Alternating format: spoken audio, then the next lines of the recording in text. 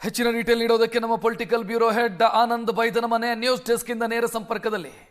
ಆನಂದ್, ಮೊನ್ನೆ ಮಾತನಾಡಿದ್ದಕ್ಕೂ ಇವತ್ತು ಮಾತನಾಡಿದ್ದಕ್ಕೂ ಒಂದಿಷ್ಟು ವ್ಯತ್ಯಾಸ ಕಾಣ್ತಾ ಇದೆ.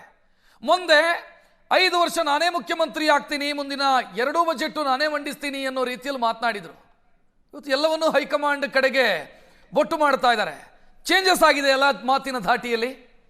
ರಕ್ಷಕ್, ಕಳೆದ 20 ದಿನಗಳ ಹಿಂದೆ ಮುಖ್ಯಮಂತ್ರಿ ಸಿದ್ದರಾಮಯ್ಯನವರು ಮಂಗಳೂರಿನಲ್ಲಿ ನಡೆದಂಥ ಕಾರ್ಯಕ್ರಮದ ಸಂದರ್ಭದಲ್ಲಿ ಒಂದು ಹೇಳಿಕೆಯನ್ನು ನೀಡಿದರು. ಅದಕ್ಕೂ ಮುಂಚಿತವಾಗಿ ಅವರು ಭಾಳ ಕಾನ್ಫಿಡೆಂಟ್ ಆಗಿ ನಾನು 5 ವರ್ಷಗಳ ಕಾಲ ಮುಖ್ಯಮಂತ್ರಿ ಆಗಿರ್ತೀನಿ ಅನ್ನುವಂಥ ಮಾತನ್ನು ಹೇಳ್ತಾ ಬರ್ತಾ ಇದ್ರು. ಆದರೆ ಮಂಗಳೂರು ನಡೆದಂಥ ಕಾರ್ಯಕ್ರಮದ ಸಂದರ್ಭದಲ್ಲಿ ಆರಂಭಿಕ ಮೊದಲ ಬಾರಿಗೆ ಹೈಕಮಾಂಡ್ ಹೇಳಿದರೆ ನಾನು ಕಂಟಿನ್ಯೂ ಆಗ್ತೇನೆ ಅನ್ನುವ ಮಾತನ್ನು ಹೇಳೋದ್ರ ಮೂಲಕ ತಮ್ಮ ಟ್ರ್ಯಾಕನ್ನು ಚೇಂಜ್ ಮಾಡಿಕೊಂಡ್ರು ಅಂತಕ್ಕಂಥದ್ದು ಇಲ್ಲಿ ಭಾಳ ಪ್ರಮುಖ ಆಗುತ್ತೆ. ಅದ ನಂತರದಲ್ಲಿ ನಡೆದಿರ್ತಕ್ಕಂಥ 10 ವಿದ್ಯಮಾನಗಳ ಬಳಿಕ ಮುಖ್ಯಮಂತ್ರಿಗಳ ಹೇಳಿಕೆಯಲ್ಲಿ ಕೊಂಚ ಬದಲಾವಣೆ ಆಗಿರ್ತಕ್ಕಂಥದ್ದು ನಾವು ಗಮನಿಸಬಹುದಾಗಿದೆ. ಮೊನ್ನೆ ಮಲ್ಲಿಕಾರ್ಜುನ ಖರ್ಗೆ ಅವರನ್ನ ಭೇಟಿ ಮಾಡೋ ಸಂದರ್ಭದಲ್ಲೂ ಕೂಡ ಹೈಕಮಾಂಡ್ ಹೇಳಿದರೆ ನಾನು ಕೇಳಬೇಕು, ಡಿ.ಕೆ. ಶಿವಕುಮಾರ್ ಕೂಡ ಕೇಳಬೇಕಾಗತ್ತೆ ಅನ್ನೋ ಮಾತನ್ನು ಕೂಡ ಹೇಳಿದರು. ಶಾಸಕರು ದೆಹಲಿಗೆ ಹೋಗಿ ಚರ್ಚೆ ಮಾಡಿರ್ತಕ್ಕಂಥ ವಿಚಾರದ ಬಗ್ಗೆ ಪ್ರತಿಕ್ರಿಯೆ ನೀಡಿದಂಥ ಮುಖ್ಯಮಂತ್ರಿ ಸಿದ್ದರಾಮಯ್ಯನವರು ಹೈಕಮಾಂಡ್ ಎಲ್ಲವನ್ನೂ ಕೂಡ ತೀರ್ಮಾನ ಮಾಡುತ್ತೆ, ಹೈಕಮಾಂಡ್ ಹೇಳಿದ್ರೆ ನಾನು ಕೇಳಬೇಕು, ಡಿ.ಕೆ. ಶಿವಕುಮಾರ್ ಕೂಡ ಕೇಳಬೇಕಲ್ವಾ ಅಂತಕ್ಕಂಥ ಪ್ರಶ್ನೆಯನ್ನು ಕೂಡ ಮರುಪ್ರಶ್ನೆಯನ್ನು ಮಾಧ್ಯಮಗಳಿಗೆ ಹಾಕಿದರು.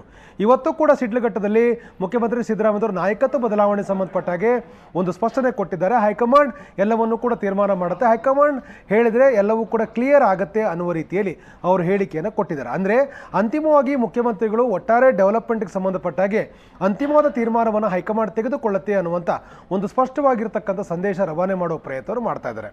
ಅಂದರೆ ಈಗಾಗಲೇ 2.5 ವರ್ಷಗಳಾಗಿರ್ತಕ್ಕಂಥ ಹಿನ್ನೆಲೆಯಲ್ಲಿ ನಾಯಕತ್ವ ಬದಲಾವಣೆಗೆ ಸಂಬಂಧಪಟ್ಟಾಗೆ ಡಿ.ಕೆ. ಶಿವಕುಮಾರ್ ಎಲ್ಲ ಪ್ರಯತ್ನಗಳನ್ನು ಮುಂದುವರಿಸಿರೋ ಬೆನ್ನಲ್ಲೇ ಅವರ ಬೆಂಬಲಿಗರ ಮೂಲಕ ಹೈಕಮಾಂಡ್ ಮೇಲೆ ಒತ್ತಡ ಹೇರ್ತಾ ಇರತಕ್ಕಂಥ ಪ್ರಕ್ರಿಯೆಗಳು ನಡೆದಿರೋ ಬೆನ್ನಲ್ಲೇ ಮುಖ್ಯಮಂತ್ರಿಗಳು ಇವತ್ತು ಭಾಳ ಸ್ಪಷ್ಟವಾಗಿ ಶಿಡ್ಲಘಟ್ಟದಲ್ಲಿ ಹೈಕಮಾಂಡ್ ಹೇಳಿದರೆ ಎಲ್ಲವೂ ಕೂಡ ತೀರ್ಮಾನ ಆಗುತ್ತೆ, ಹೈಕಮಾಂಡ್ ಎಲ್ಲವನ್ನು ಕ್ಲಿಯರ್ ಮಾಡುತ್ತೆ ಅನ್ನೋ ರೀತಿಯಲ್ಲಿ ಹೇಳಿಕೆ ನೀಡುವುದರ ಮೂಲಕ ಒಂದು ರೀತಿ ಅದಕ್ಕೆ ಒಂದು ತಿಲಾಂಜಲಿ ಇಡ್ತಕ್ಕಂಥ ಪ್ರಯತ್ನವನ್ನು ಕೂಡ ಮಾಡ್ತಾ ಇದ್ದಾರೆ.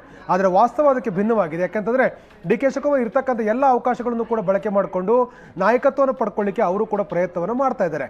ಆದರೆ ತೆರೆಮರೆಯಲ್ಲಿ ಬೇರೆ ಬೇರೆ ಕಾರ್ಡ್ಗಳು ಕೂಡ ಪ್ಲೇ ಆಗ್ತಾ ಇದೆ. ಒಂದು ಕಡೆ ದಲಿತ್ ಕಾರ್ಡ್ ಪ್ಲೇ ಆಗ್ತಾ ಇದೆ. ಪರಮೇಶ್ವರ್ ಅವರು ನಾನು ಮುಖ್ಯಮಂತ್ರಿ ಆಗಲಿಕ್ಕೆ ಸದಾಕಾಲ ಸಿದ್ಧ ಇದ್ದೇನೆ ಅಂತಕ್ಕಂಥ ಮಾತನ್ನು ಒಂದು ಕಡೆ ಹೇಳ್ತಾ ಇದ್ದಾರೆ. ಇನ್ನೊಂದು ಕಡೆ ಪಕ್ಷವನ್ನು ಡಿ.ಕೆ. ಶಿವಕುಮಾರ್ ಒಬ್ಬರೇ ಅಲ್ಲ, ಬದಲಾಗಿ ಎಲ್ಲರೂ ಕೂಡ ಸೇರಿ ಪಕ್ಷವನ್ನು ಅಧಿಕಾರ ತಂದಿದ್ದೇವೆ ಅಂತಕ್ಕಂಥ ಮಾತನ್ನು ಸತೀಶ್ ಜಾರಕಿಹೊಳಿ ಹೇಳ್ತಾ ಇದ್ದಾರೆ. ಇನ್ನೊಂದು ಕಡೆ ಮುಖ್ಯಮಂತ್ರಿಗಳು ಹೈಕಮಾಂಡ್ ನಿರ್ಧಾರಕ್ಕೆ ಬದ್ಧ ಅಂತಕ್ಕಂಥ ಮಾತನ್ನು ಹೇಳ್ತಾರೆ. ಇವೆಲ್ಲವನ್ನೂ ಕೂಡ ಗಮನಿಸ್ತಾ ಇದ್ರೆ ಎಲ್ಲವೂ ಕೂಡ ಅಂದುಕೊಂಡಂಗಿಲ್ಲ.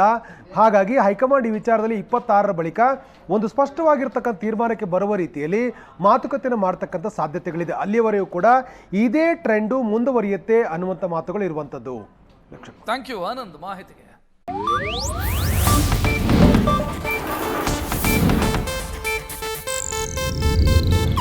ಇದು ಏಷ್ಯಾನೆಟ್ ನ್ಯೂಸ್ ನೆಟ್ವರ್ಕ್ ಪ್ರಸ್ತುತಿ.